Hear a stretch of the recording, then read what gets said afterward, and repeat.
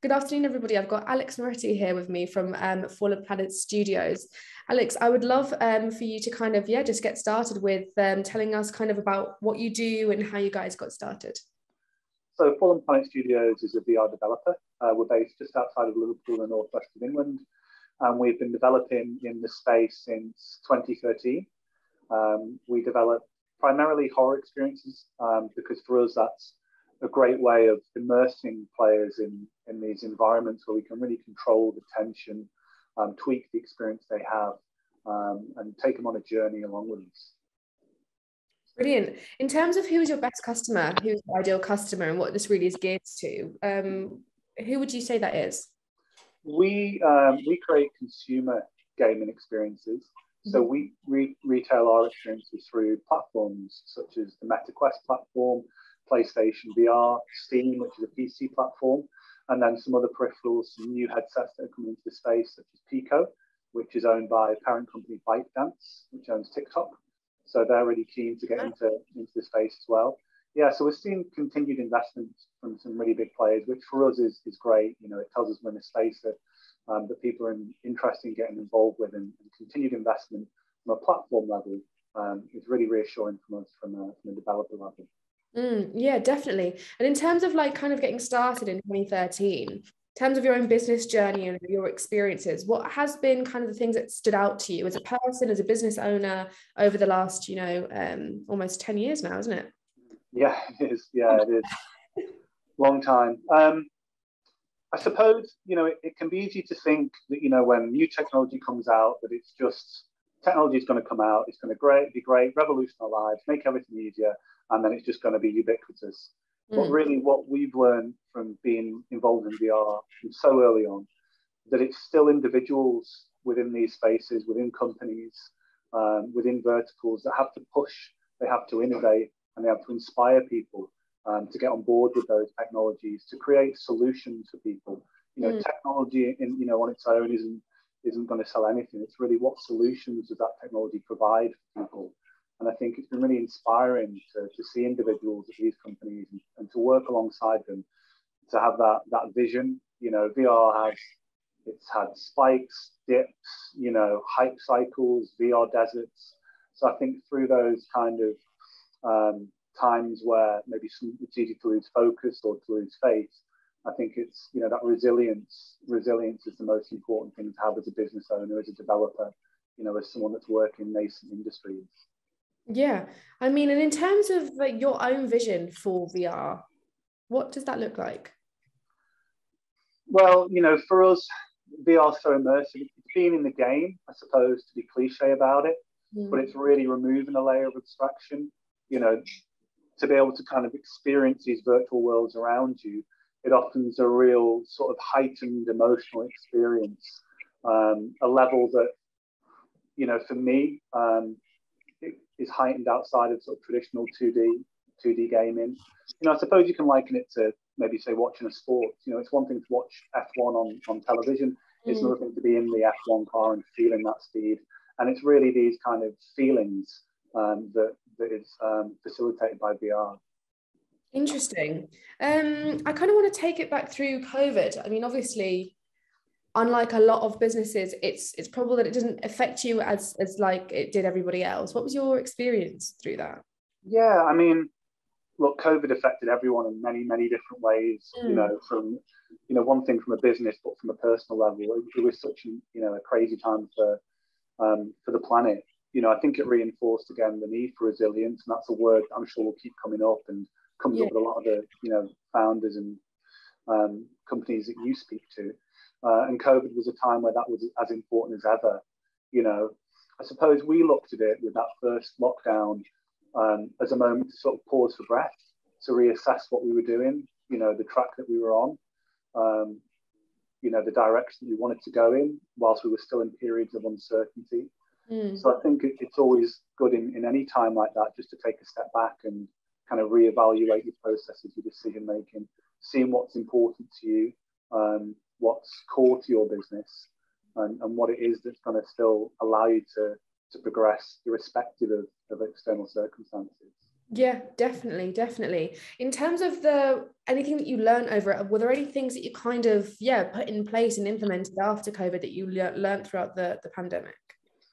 Well, as a developer, we're fortunate where we develop on PCs. Of course, we can all sit in our homes on computers and collaborate remotely through things such as Slack or using VR headsets in virtual worlds.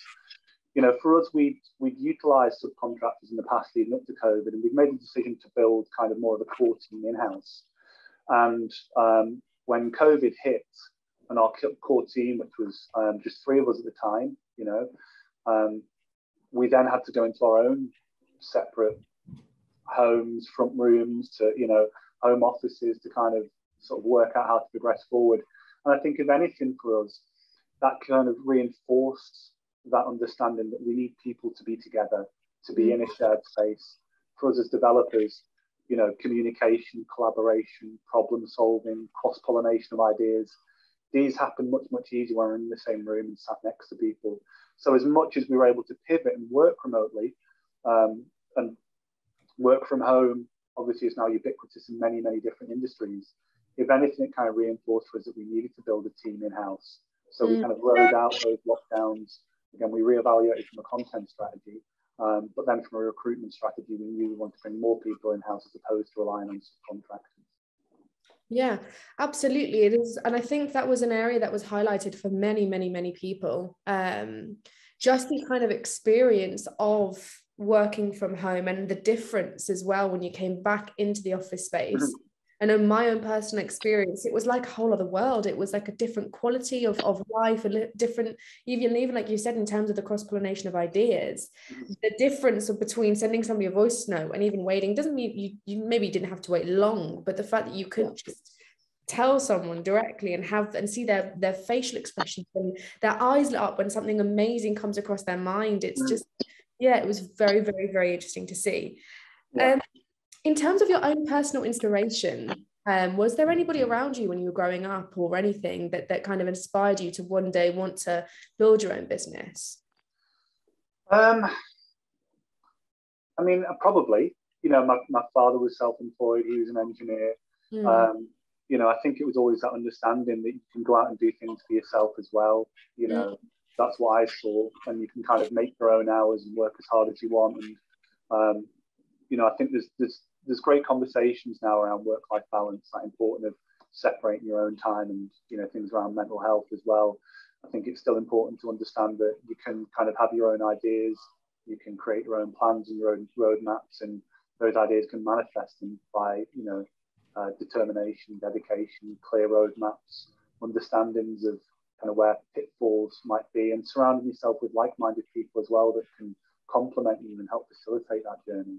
Definitely. And would you say that people that you've experienced as you've become a business owner, have you found particular people that kind of gravitated towards you, or you've gravitated towards them and built that team and inspiration? Is that kind of how you bring people into your space, or is there other ways that you tend to, I don't know, develop your team? Yeah, I mean, myself and my co-founder, so Forum Planet, it was me and a co-founder that worked together. And I think that's great in any business, to have someone that's there on the same page, going with every step of the way with you. They can share the highs, share the lows. There's times when we need to dovetail, if I need to take a step back, and my co-founder's there to pick up the slack, and likewise. I think it's that understanding that times we need to sort of take a step back and recharge, recuperate. We're always better at our jobs and better at helping people around us if we feel good, if we feel in a good space. So definitely for me, having a co-founder has just been invaluable, and especially when it comes to COVID and big decisions need to be made and we need to make sense of what's going on around us. I think you can only come up with so much in a vacuum. Ultimately, you need input from other people. You need these shared ideas. You need to be able to discuss these openly and in places of trust. And that's what we try and create in Forum Planet with the employees that we're bringing in, letting people know that, look, this is a place of trust. We trust you to kind of progress, to personally develop. This is an area where you can make mistakes and won't be punished for it. Mistakes is progress. So I think it's kind of learning all these things on the individual level and then taking them into kind of what we want the culture of Forum Planet to be. I think they're incredibly important learning steps. Essentially, a business, a company, it's an abstract concept. What is it? It's not tangible. I think, fundamentally for us, it's just a reflection of the people that are in it. And if those people are positive, if they're resilient, if they're open to collaboration, if they understand the value of humility, I think these are elements that are just going to permeate into the business, and then ultimately to the impression of the business to the outside world. And even though we create games and sell those to consumers, still we need commercial partnerships. We need relationships with platform holders and stakeholders, and business is relationships. It's relationships between individuals. So the more that we understand what's important to us and we can communicate what's important to our partners, then naturally we'll find people that align with our own vision. And if our incentives align with the commercial partners' incentives, then it's much, much more likely that we can make those kind of visions materialize, come into space, and we can work towards it together. So I think, again, reflecting, understanding what's important to yourself and what you want the company to be allows you then to kind of people to gravitate towards you. Absolutely. I mean, everything you said there's so many incredible snippets of advice. And as I'm writing things down, thinking of what the caption for this is going to be, I mean, it's just brilliant. I feel like there's a lot of young entrepreneurs who are, and even just young people in general, looking at the business sphere, knowing that they want to do something for themselves, but being very, very discouraged by this idea of corporate culture and how largely negative it can be. And unfortunately, that is the case with a lot of these big companies, a lot of companies in general. A toxic work environment is just all too common. So it's really amazing to kind of hear the values that are taking place in Fallen Planet. So now let's look to the future. In terms of Fallen Planet's future and where you guys are headed, what does that look like? We'll continue to expand. We're a team of 10 now. We've got a really clear roadmap for our titles and the channels that we're going to release them on. We've been involved in this space for so long. There were many different types of VR hardware that was coming about.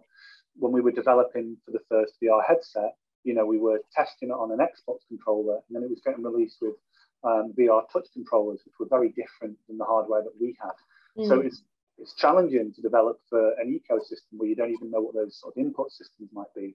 We've been on a huge journey with those platform holders where we're seeing kind of a refinement of the form factor in VR. The headsets are more predictable for us. They're increasing in power. The engines that we use, like Unity, they're evolving all the time. So it makes it easier for us to focus more on our creative vision, as opposed to having technical concerns about what's that ecosystem going to look like upon release. So as we've come through this and we've been able to kind of refine what our own IP is, we create experiences called Affected. Our flagship was Affected the Manor. The follow-up in the series will be Affected the Asylum and Affected the Carnival. And for us, it's really important that we incrementally improve these series. We're bringing out multiplayer, we're bringing in more narrative, more interactions, more PvP experiments and experiences. So again, for us, ensuring that, we're developing as a studio and our content develops, that's a reflection of what we try and do internally with our own skills, with the people here. That's all the requests are, really, that we kind of push ourselves to personally develop, and sometimes that can be making mistakes or having to review the processes. But all of that then filters down to our output as a company, to our product. So the more clarity we have on that, the more clarity that the people in the company have, the more trust we have with each other to talk openly about what we're doing. And then the more likely we are to kind of execute on that vision together. It sounds like you have a super balanced idea of what creates a fantastic company. And I'd kind of like to pick your brains a little bit in terms of when you really first started out, in terms of everything you've accumulated and your knowledge and your experience. What would you kind of say to yourself 10 years ago in 2013? I suppose it's kind of understanding it's the people, and like I said, I've learned that from working around people and being observant as well. I think it's important to try and be observant as a founder, as an employer, that's observant of the people around you or the people that work for you and within the company. For us, it is about giving trust to people, and I think it can be easy to begin with of maybe trying to be too controlling too forthright with your opinions, or what a vision might be. And that can come from many reasons, maybe because you feel that you need to be that concrete, that set, that set on a path from the start. What we've learned with development, and that's to do with kind of a lot of technical challenges, that it's okay to understand that, okay, I'm at A, I want to get to B, and I don't know exactly what that journey is going to look like on the way. To allow that uncertainty as to be part of that day-to-day roadmap means you're less likely to be overwhelmed by uncertainty. And I think as a business owner, where we try and forecast and we try and work out what the best roadmap is for us, it's easy to want complete certainty at every point. And then when you don't have that, it can really rock the boat. So I suppose being more accepting of uncertainty as part of the process, and having the trust in the people around us to overcome the problems as they arise, for me, that's been the biggest learning curve. And it's helped me the most with business. People are different. They've all got their own personality they project into it. I was always one that, maybe more mathematical or scientific, where you just want a clear route and you know what every stage of the way is, and no surprises. And, that's natural. Of course it is. But that's not business, irrespective of whether you're dealing with nascent technology or, you're dealing with food and beverage, like we've seen with COVID. Disruptions can come from anywhere. So to accept that uncertainty and to kind of build up that resilience personally allows you to be more, I think, more understanding when things go wrong. That, okay, this is part of the process. This isn't a disruption to the process. It's part of it. And if you can accept that, that understanding of that is definitely something I've tried to learn more.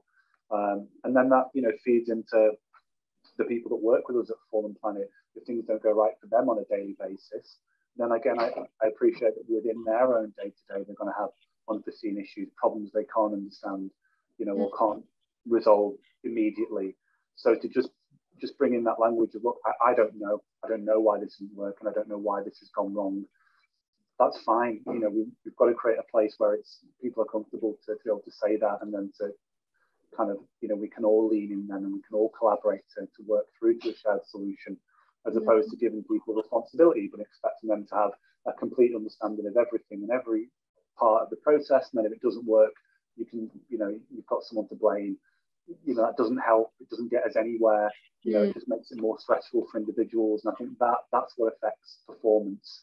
For me, we're a small team, and as much as we can be accepting and understanding, it doesn't mean that we're not driven. It doesn't mean that I don't think we can overachieve for our size. We have expectations about personal growth and personal development, but it's within a kind of a safe space where we know that personal development is inherent with making mistakes, but failure is still progress for us, and that's still part of the process. So the more that we can communicate that to the people that work with us in the company, I think the happier they can be in their job, and the less sort of stressful or overwhelmed they can be with it. And that's the most important bit. If business is going great and sales are flying in, and that's an easy company to run. It's invariably when things go wrong, that's when all of these kind of company cultures and processes matter. And to have that kind of acceptance and that understanding, that allowance for vulnerability from everybody in the company, for me, that just sort of fortifies relationships and brings people together. And that's what we want. We want to be supportive of people, and them to say, look, I've got a problem with this thing at work, or it might be something at home, and we can just give them space or support or understanding in any area of it. And then ultimately that builds the relationships with the employer and the business itself. It can be tricky to recruit, but it can be harder to recruit twice. If you bring people on and they're not happy, then we've got problems with either the recruitment process or our internal culture. And I think as a business owner, you've always got to sort of take responsibility for every step of the way. And if there's any issues, first place to look is kind of the processes we've laid out. Wow, that is, I mean, there's some epic points in there as well, like the allowance of vulnerability. That's something you don't really hear often. And also, employers taking responsibility, but I feel like it's a heavy burden to bear, as a business owner, as a founder, to be responsible and ultimately accountable for every process, whether that's personal, professional, technological, or anything, just to solely kind of lay on your shoulders. But it sounds like you've got a great handle on it. Yeah. Look, I mean, ultimately, it's a choice, but it's still about giving people that trust to take ownership. You know, that's not the same as kind of micromanagement, I'd say. You know, anyone that comes into Fallen Planet to work with us, you know, the first thing I always say to them is, look, you've got here on merit. You know, you've got here because of the work you've done, you know, or what we can see in you as a person, you know, and that can be from the CV to the cover letter. It could just be how they've written the cover letter. We've brought people in that's the first job in gaming. So it's not like we're looking at the CV and going, okay, well, they've shipped this game, they've worked at this big company. It's really kind of the passion that comes through and kind of their own, whether it's organizational skills or kind of a want to kind of better themselves. So, you know, for me, it's about saying, look, we've got here because we want you to be in here, you know. And now it's a case of going, like, well, here's Fallen Planet Studios, here's our resources, just be the best version you can be now. You know, everything you've got up to this point without our assistance, without our help, without Fallen Planet's kind of resources behind you, utilize every bit of that, you know, whether that's the PCs or the, you know, the taking time off if you need it, you know, like it can be the hardware, it can be the company culture within it, but you know, these are all at your disposal to kind of incrementally improve. Can you do 1% better today than yesterday? You know, it's cliche, but that 1% doesn't necessarily have to be from a technical point of view. It could be from communication. You know, some people we bring in, they're great technically, but maybe they need to improve some communication skills. You know, so it's just that. You know, it's maybe saying, look, just ask 3 more questions a day. You know, and just sort of setting simple targets for them. Again, it's still not being laissez-faire as an owner, you know, and going, oh, well, you know, that's you can take responsibility, you take responsibility for that, and I'll just be over here hoping nothing breaks. I think you still need to be instructive with what they're doing and explain why you're giving kind of trust and autonomy to them in their positions, but still with expectation as well on them. You know, I think it's important for that's clear guidance and clear instruction for them, and that's when we feel comfortable, when we know, right, I've got a task, I know what I need to do to progress in my job, you know, and I think it's that understanding, you know, coupled with trust that allows us to really kind of progress and to achieve things as a business. Definitely. Also that relationship, it's like loyalty and respect. It's not out of fear or domination or intimidation. It is just simply, having that space, I feel, and that mutual respect between people. I feel like that is the best thing to have in terms of your company culture. Definitely. I mean, I've got so many quotes here, but I'm looking forward to kind of writing this up and getting this out there. But thank you so much for your time today, Alex. It's been great to kind of hear about your experience with Fallen Planet Studios. Just before we go, where can people kind of get in touch with you, get in contact and find out what you guys are doing? Yeah, so I mean, fallenplanetstudios.com is our website, you know, at Fallen Planet VR. It's our Twitter and Instagram handle and Facebook. On the website, we've got, you know, a contact info box on there, or info@fallenplanetstudios.com. So yeah, feel free to reach out for no particular reason, or just to chat. That's fine. Oh, amazing. Thank you so much, Alex. It's been great. Thank you very much. Thanks a lot for your time. Very generous. Have a great day. Thanks. Bye now. Bye. Bye.